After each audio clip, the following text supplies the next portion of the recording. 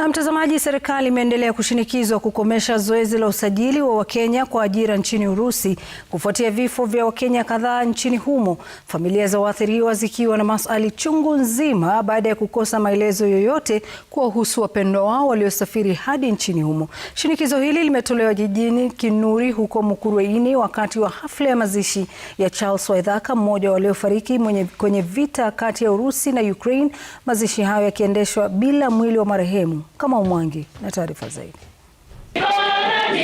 Nyumbani kwa kina marehemu Charles Waithaka kijijini Kinuri huko Mukurweini, jamaa na marafiki walikongamana kumpa buriani.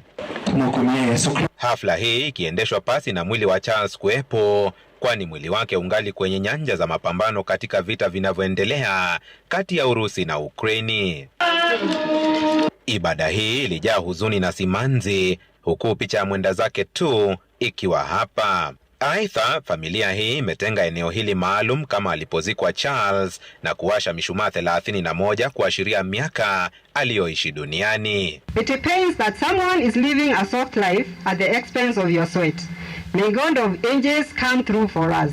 I may not even see your remains, but I'm convinced that I have burdened you. I thank God for the years. So much has changed since you have been away.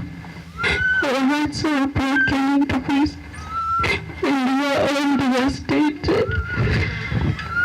Waliofika kumpa buriani marehemu, wakiwemo walionusurika vita hivyo, wakiishinikiza serikali kukomesha zoezi la usajili wa Wakenya kwa ajira za Urusi, wakisema lina udanganyifu mwingi.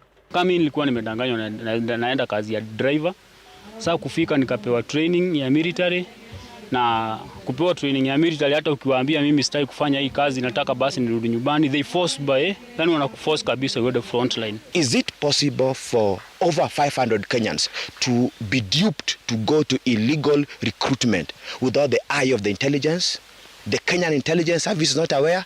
The Kenyan DCI is not aware. The Kenyan police is not aware. So is the president not properly briefed, or is part of this problem?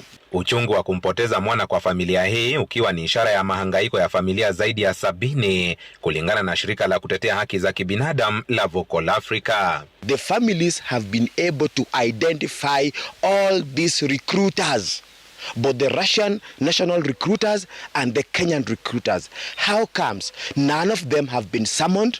Sikuwahi patana na Mkenya ama Muafrika mwenye ana fight side ya Ukraine, cause mimi hata sikuwahi fight na Ukraine militaries.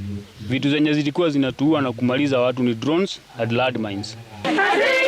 Kama Mwangi, runinga Citizen, Mukurweini, kaunti ya Nyeri.